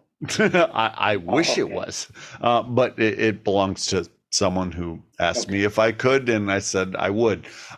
Scott, you and I have similar interests, so we should talk. Yes, I'm the Smith & Wesson. The revolvers in general are one of my specialties, and the Smith & Wesson. It's my double action trigger pulls are right around 7.5 to 8 pounds. Single actions are usually about 1.5 pounds to 2 pounds. I have a 28.2 that pulls single action at 1.2, double action 6.8. Holy cow! And you get 28 on those ones you can get down that low. I don't care. Well, you can get lower, but the the return spring holds you up after that. Yeah. And that's obviously nothing I would ever carry, but oh golly, it's fun on the range. Yeah. I've got a 629-1 that has 1.5 pound trigger pull. Okay. Single action. You and I need to chat offline. You and I would have a good conversation. What are we looking at behind you there, Scott? That is one of my other specialties. That is a custom scout rifle. Ooh. And that is built on the Weatherby Vanguard action. And that is the forward scope mount is actually my what scope caliber? Mount. That's 308. All right. Okay. Would be proud. Let me take a picture real quick of something. Oh, it's show and tell time. I have a Glock. That's cute. We may have to do a show and tell show. Yeah. They're like Glocks. Bill, you look like you're loading standing up. Is that you got your presses up high? And yeah, I guess you like that. Yeah, I do like loading standing. Because I'll usually load about 100 rounds and then I go take a break. So I sit a lot at work, so I tend to, when I come home, want to stand. I know it sounds silly. I'm sitting on a stool right now that I've used to try and reload, and I can do it, but I get antsy and I don't want to sit. So that's because you're smoking. Don't smoke when you're reloading. Just don't do it. I'm old and gray, and so I like to sit down in an office chair and reload. I wish I could get time to reload. Yeah, that too. You make the time. So, Scott, I just went and looked at the Vanguard 300 Weatherby that I have set up with the AT1 stock. That is a fantastic gun. I can't post it here, but you and I are of similar beliefs, and it's a great gun. Yeah. I am a huge scout rifle fan. Like I said, I have my own forward scope mount that is part of my stuff I do. Groovy. And I'm about to completely release a spare mag housing that gets inletted to the buttstock of the rifle for the cool. AICS mags. Okay. Right on. Kind of like the Steyr Scout. Yeah, like the Steyr idea. Scout. Yep. Okay. Yeah. Very cool. Let's see. Wow, we're going on an hour and a half here. So I guess this is probably a good place to wrap it up. So we were just starting to have fun. We were just starting to have fun. So okay, we can keep going. We can keep going. I got nothing to do. What are you smoking at? What are you smoking, and what? And I'm surprised your wife lets you smoke in the house. This is a warfighter cigar, and my wife doesn't mind me smoking in my office. Cool. I have a contained ventilation system in my office. Got it done right. That's impressive. And my wife loves me, so she doesn't complain. Hey, looky there. Bullet in the glass. How did that happen? Yeah, Oh, it was I like a squib round. It was a squib round, and I just didn't make it. Oh, that's a scary squib round if it went part way into the glass. Yeah. All squibs are scary. So Bill it was remembers. a hot, sunny Texas afternoon when the bullet hit the glass. That's right. Yes. Bill remembers the one time I had a squib round, and that was when I first started reloading. When was that? That was at that was our last Badlands, wasn't it? And we spent the rest of like an hour trying to hammer that stupid round out of the barrel. Oh. Awful. Adding to an already terrible day at Badlands. Yep. Badlands was just a disaster of a match. We went to this was in where was that place? It's in Broken Bow, Oklahoma. No, it wasn't Broken Bow. It's not Broken Bow. It's outside of Broken Bow. It's what is it? It was terrible. Yeah, I blocked it from my memory. it was that bad, huh? It was that bad twice. Was terrible. 3 different. Was it 3 stages they threw out? Yes. And you got DQ'd. Yeah. Oh. Yeah. So and DQ'd. And he got DQ'd. So it was just an absolute and it gets better because better. I had a squib that took me an hour to hammer out of the barrel of my gun. 2 of my best stages got thrown out because they were illegal. Oh, they had set up their standard stage in such a way that it basically enticed you to DQ, which Bill did. And then we were both so pissed we left without waiting for the scores, and I got a call on the way back from Oklahoma to let me know that I had won a gun. Oh, and you had to be present to collect. That's a story right there. Oh, geez. We had stopped to get gas in like just north of the border, and Bill got a phone call from one of our friends who said, why did y'all leave? Lloyd won a gun. So Lloyd almost won a gun. Almost won a gun, yes. You had to be present to collect. Some matches will actually let you know and send you the information. What kind of gun was it? Was it worth it? Don't make him cry. Do you remember, Bill? It was either like a Glock, Shield, Glock or 17, an M&P, or like a what's the Springfield one? It was one of the full size polymer XD. Oh, so nothing I'd be interested in. Has anyone heard about the new P320 lawsuit? No. Ooh. No. Do tell. Do tell. Apparently it was just recently filed in the last week. There's a number of plaintiffs that are claiming that the P320 has fired without them pulling a trigger. This is not the drop safe thing. This is something. No, this is new. This is within the last week. Oh, and alleges 20 new injuries from P320 pistols that plaintiffs claim fire without trigger pull. Yes, and you'll notice most of those plaintiffs have something to lose. And Sergeant Bill, I'm sorry.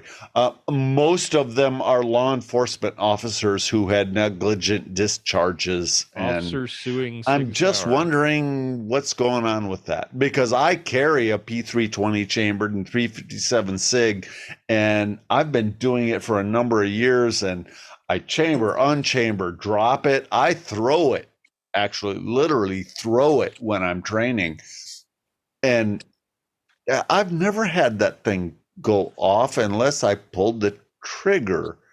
And so this will be interesting. It will be interesting to see how the courts view it. It will be interesting because they're claiming they're claiming that it's a manufacturer defect, and I don't believe it is, but that's for the courts to decide. So we'll see. There you go. $10 million lawsuit over P320 pistol after alleged accidental discharge wounds federal agent. Oh, there it is, federal agent. Wait, is he one of the only ones? Because I got to know. Lawsuit filed Wednesday on behalf of Keith Slutowski in U.S. District Court in Pennsylvania alleges his quote unquote substantial injuries were the result of the handgun's potentially deadly design defects, quote unquote, that allow it to fire without user pulling the trigger. I'm going. Bullshit.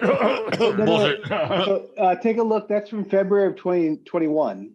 There's more there was one back in 2021. There is another one that just came up recently. 8 hours ago. There you go. Yeah, there it is. Good catch there, William. Thank you.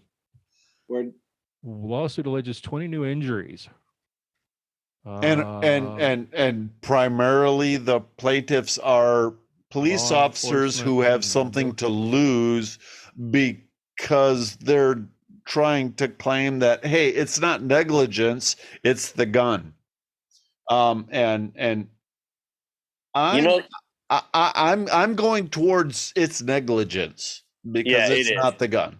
Well, considering how much the military tested that thing. Yeah. Exactly. And granted, they still had that drop issue, but still, I mean, that's my carry gun of choice, and I have beat the crap out of it, and it doesn't go off. It really doesn't. Bill is a good person to chime in on this because you were for years and years and years a Glock guy and have become very much enamored with the SIG brand of late. Your wife has brought you over to the dark side, as you used to say. So give us your thoughts on this, because I had not heard of this. This is interesting, but I'm leaning towards negligence as well. Let me do you a little history lesson. So when Glock came out, for the first 10 or 12 years that Glock was out, lots of lawsuits came to Glock saying, I don't know, the exact same thing. Here's the problem. Like y'all have said before, and I've said this before, probably 40% or 50% of most officers do absolutely no training with their firearms. There's always, every job I've ever had, every job every one of y'all have ever had, there's always that one knucklehead, right? That everybody goes, oh, what is that guy doing here? Hey, Sergeant Bill, have you ever heard the term Glock leg? Yeah, same thing. Yeah. It's the same thing. They don't. You go onto YouTube, go anywhere and look at videos of officers on scenes with guns out, and it'll make you shiver. So this is nothing new. They're just because the SIG 320 is the newest, popular gun in law enforcement now that they're. And the problem is you get a lot of departments that are switching to it, not because they went from Glock to the 320. They're going from, like a Beretta or a SIG 226, a double single gun. And you cannot do with a Glock or a 320 what you do with a 226.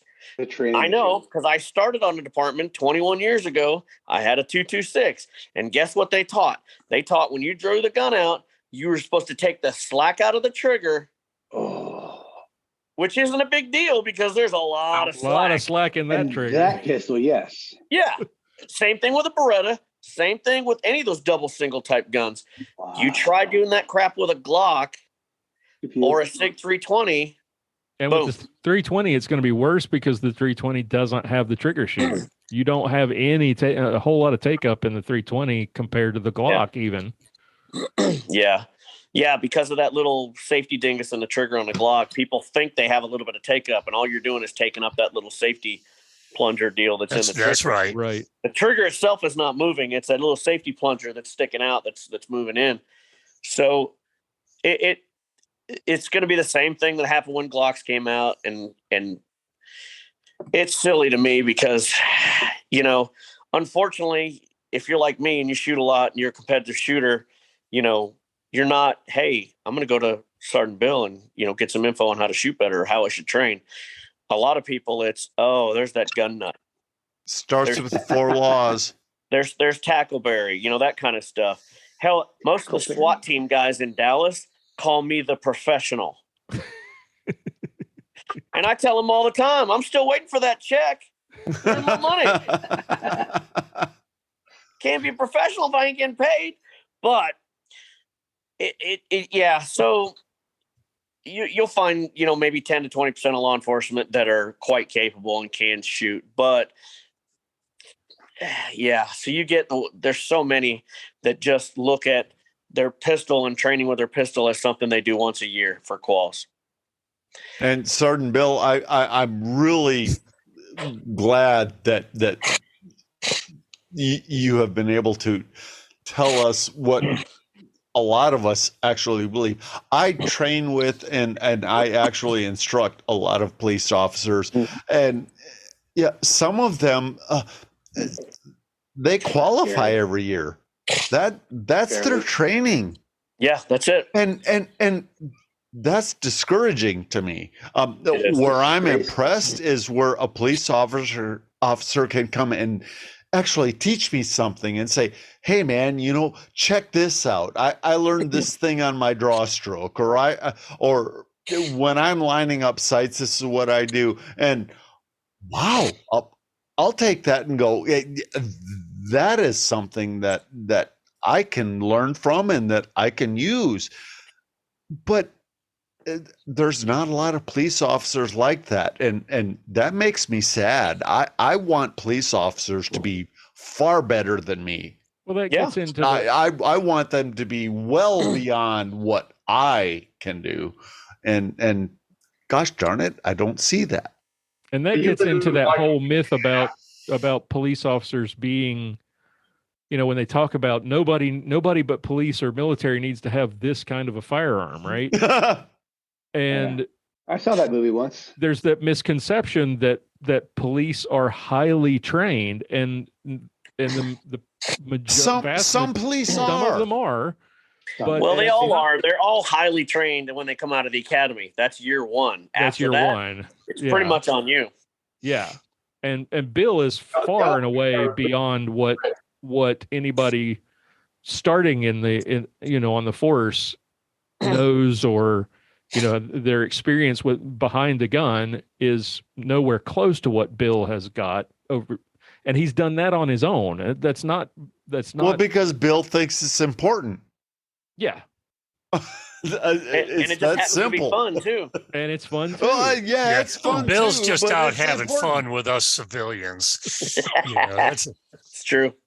But well, it really goes towards the leadership too, not emphasizing them doing the training and they can't shoot. Budgeting to be training.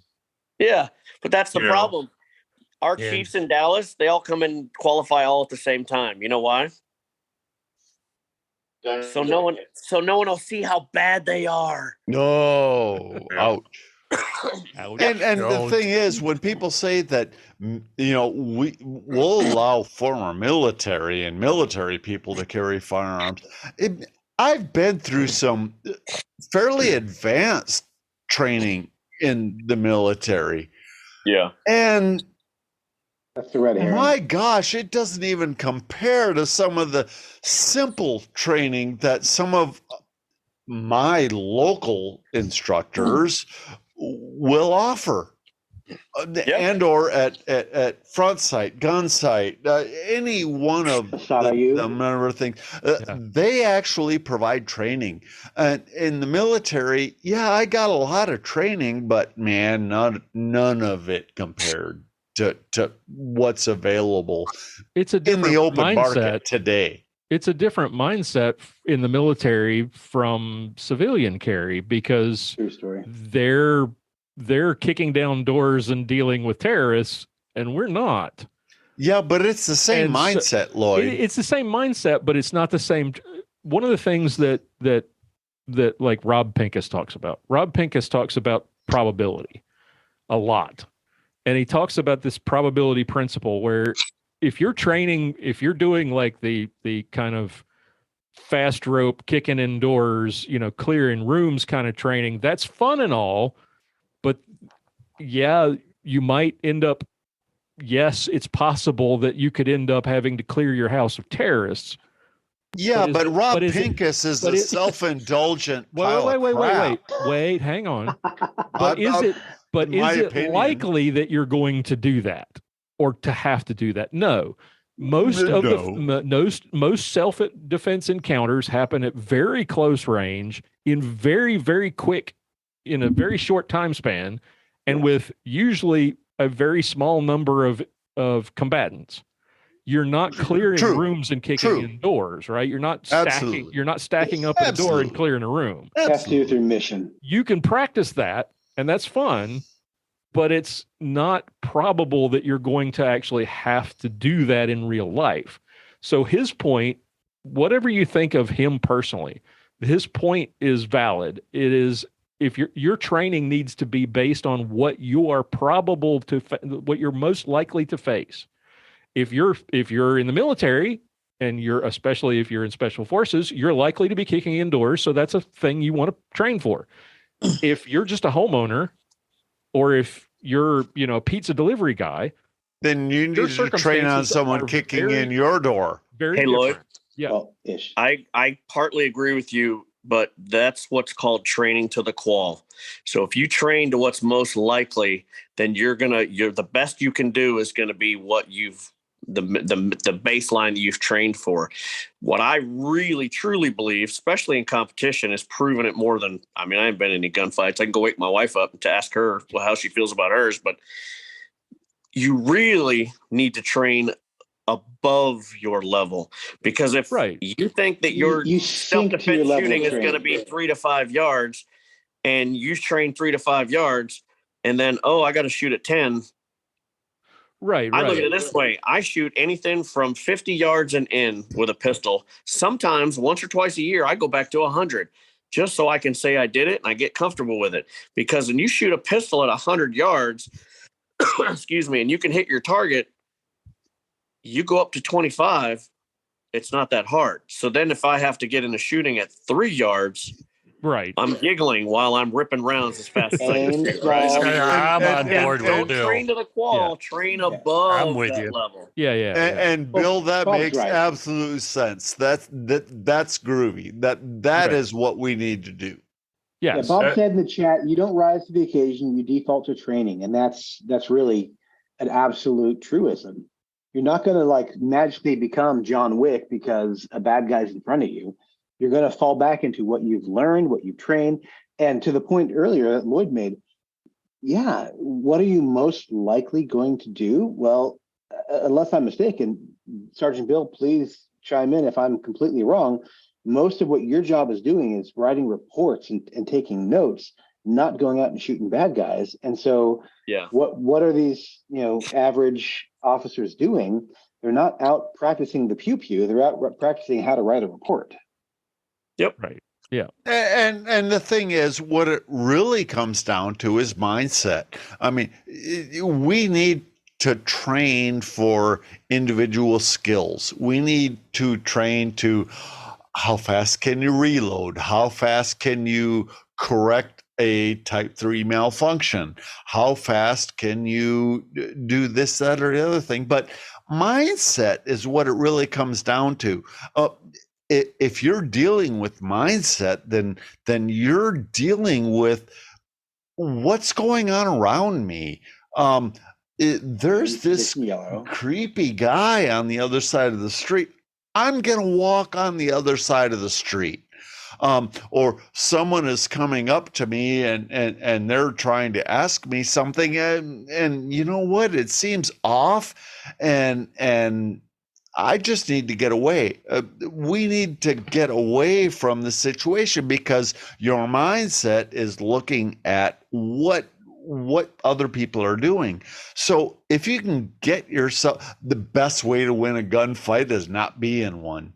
So yeah, Dan, to your point, get away from it. Yep. Sergeant Cooper would have called that being, in code yellow. You're always around looking for something. You're aware of what's going on. John Correa of Active Self-Protection, he likes to say that being aware gives you time, and time gives you options. No, and he is absolutely correct. That everything he ever taught, in my opinion, is worth looking at. We see the same type of mindsets like in gunsmithing, going through the gunsmithing school. We got a lot of guys coming out of the military, and just the simple thing of cleaning a gun. There's like, oh, we know what a clean gun is because we were in the military. And the problem is not everything field strips the way an AR6, an M16 does. And they didn't do so well in that part. And it's like some of my most common customers are military guys that are having problems with their guns, and it's simply because they haven't been properly cleaned. I see that regularly. Yeah, I agree. Wait. We're supposed to clean them? Yeah. Not 22s and shotguns. Don't clean those. Okay. Okay. I wasn't looking. Who said that? That was me. Who said we're supposed to clean them? That was Bill. That was Sergeant Bill. Okay, Bill. Okay, you're on my shit list. He was joking. Dan. Oh no! I apparently nobody thinks that they're supposed to clean their 22s or their shotguns. Or their Glocks. 22s have to be cleaned every time you shoot them. No, not according to my research. According to my research, they don't get cleaned until they stop working, and then they bring them to me and ask me, why is my gun not working? Yes. I had a gun, a cheap gun. The first gun that I ever owned was given to me by a brother. We did the whole FFL transfer thing, and I didn't know how to take it apart. And it was a Davis Arms, which they're not even in business anymore. Ring of Fire. I have one. Okay, so you're familiar with pushing in that indent where the what do they call the loaded chamber indicator is, and that's how you take the slide off. I didn't know how to do that, so the closest thing to cleaning it was me spraying cleaning solution down and like racking the slide. I never actually cleaned it, truthfully. I never took it apart, and the slide literally snapped and broke. And I wasn't even shooting. It was a friend who was shooting. I took some people out from work because I was trying to be the whole like gun evangelist, amongst my San Francisco Bay Area compadres. And someone else was shooting it when the slide snapped. So that gun is that's sitting around. Bad, right? Well, I think the technical term is bad. Yeah. I keep that gun literally in case some local idiot politician decides to do a gun buyback, because then I'll get some money for it, right? That's one of the reasons I like you. Other than that, it just sits there collecting dust in the safe. It's not going. If any of you need a couple of magazines for the old Davis Arms, I've got a couple. I'm happy to give them to you. The magazine thing has recently screwed me up. My father has a firearm that the stock magazine was 14 rounds, and the manufacturer doesn't make those magazines anymore. But there's an aftermarket mech car that makes a 15-round magazine for that gun. That is a pile of crap. I found 2 14-round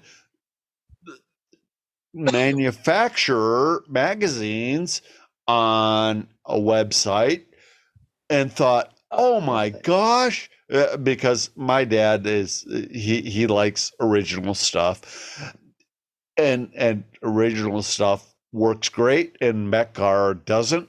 And works great till it doesn't. I saw them and I went, I gotta buy them. I generally That's great. disagree. I'll give them for Christmas. Mech car usually makes pretty good stuff. It's Pro Mag that I find is garbage. Mech-Gar 99.99% is good. That 0.01 is what he's talking about, but they're awesome.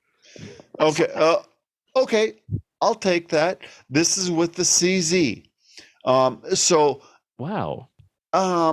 I found tons of 2 of them that were original magazines, and I'm thinking, oh my gosh, I'm gonna send these to Dad. And I bid on them at an auction, which and CZ, I won. Though? Pardon me? Which CZ was it? CZ 75P01. Oh. And so because that is odd because that gun comes with mech car magazines. Ask me how I know I've owned 3 of them. It does today, but now I don't have to ask. It has for like 20 years. Okay, so was his a Czech-made, Czechoslovakian-made? Yes, 14-round original magazines. I found 2 of them. Interesting. And I won the bid, and my bank shut down the purchase. Oh. Because in Washington State, you cannot purchase a magazine that carries more than 10 rounds. So I ended up discussing it with the seller and said, look, this is a gift. This is something I need. And son of a gun, my father lives in a state where you can have more than 10 rounds in a magazine. Send it straight to him. And so I said, look, let me send it, because he couldn't do it with my credit card. I said, I'll just send you a money order, ship it to him. And I had to call my dad and say, you're going to get a shipment in the mail. Don't open it until Christmas. Please don't. It's going to come from this guy. Don't open it. And so on Christmas Day, he'll open it and he'll go, oh, cool, great. Because it's the original. They have the shaped finger grooves and everything else. And it's not the fake thing. But my gosh, you can't have 10-round magazines and everything else. And all these gun rules are just keeping responsible gun owners from purchasing firearms and everything else. They're doing absolutely. Tell me where they're helping crime. That's a short story because they're not. Yeah. Ever. So Dan, I've got a funny little anecdote for you. Yes, sir. I grew up in California, married, moved to Northern California or Bay Area, so kind of Northern California. We left a little over a year and a half ago. We're now in what I call free America, or what I call not occupied America. On the Tom Gresham's Gun Talk Facebook page, they do like daily chats. They'll have Tom Gresham has been in the gun business for a while. Yeah, a couple of years. He's a newbie, but he's a great. He's kind of a newbie, but so his son does like a daily or a couple days a week. Oh, he does. So, yes, I listen to it. It's great. So every so often I'll be able to catch it just in the middle of the day, and I have commented a couple of times that I left California and I joined non-occupied America. I don't know if there's a troll or what, but my comment about living now in non-occupied America has gotten me flagged specifically on the Gun Talk, website or Gun Talk Facebook chat. So every so often, if I make a comment, like if you want to win something in their daily giveaway, you comment on something. Hey, listening from wherever. Right. You comment something, and then you can be entered into win something. I won a bunch of hats and some stickers and things like that. It was kind of okay. fun. But like 2 or 3 times, I've made a comment. Hey, I left California. I now live in non-occupied America, and my comment got flagged. And now virtually every time I comment anything, even if it's, hey, I'm listening from Northwest Arkansas, there's nothing about that particular phrase that's anything other than, hey, I'm listening from Northwest Arkansas. But I keep getting my comments flagged on their weekly chats. Because you're dangerous. Probably because I commented about living in non-occupied America. I think someone has probably because that's so stupid because you're one of the chillest guys I know. Yeah. Or it could be just because it's a gun thing that Facebook is flagging pretty much everybody. Oh, that's right. Yeah. Sorry to take on a tangent here, but I got to say, Bob M., the Ruger Mark III takedown is the greatest takedown ever invented. I'm sorry. What? I've heard horror stories of grown men crying. It's hard. You know what? It's very easy. When you're making $45 a pop off of putting them back together for people, right? That is the greatest. That is the greatest breakdown ever invented. Scott, I really want to disagree with you, Scott, but I'm on board. Well, the Gunsmith Full Employment Act. Yep. It's making jobs for gunsmiths. That's all. I love that. I was so mad when they came out with the Mark IV. I really was. I was pissed. Oh, because the Mark IV made it easy. Yep. Scott, Mark IV made it easy. Yep. Scott, it's better to be pissed off than pissed on. Come buy me a drink to put your gun together. Yep. I was all on board with that. Yep. We ran a little overtime, but it was worth it. I really appreciate you guys sticking around for the extra hour. And Bill, great to have you with us. Haven't had a chance to catch up with you in a while. Thanks, Bill. We need to do it in person. See you guys. Good to see you. Glad to be here. And guys, thank you all so much for your support and thank you for taking the time tonight. I really do appreciate it. And we'll get back together for the big December giveaway get together the week after Christmas. Blessings to everybody, and have a great December, great Advent, and we'll see you after Christmas. Grace and peace, gentlemen. For show notes, be sure to visit our website at www.armedlutheran.us. Check out the Facebook page, The Armed Lutheran, or join our Facebook group, Fans of Armed Lutheran Radio. If you like what you hear, please leave us a comment on our feedback page at armedlutheran.us/feedback or a review on iTunes and let us know what you think. Thank you for listening to Armed Lutheran Radio, a member of the Self-Defense Radio Network.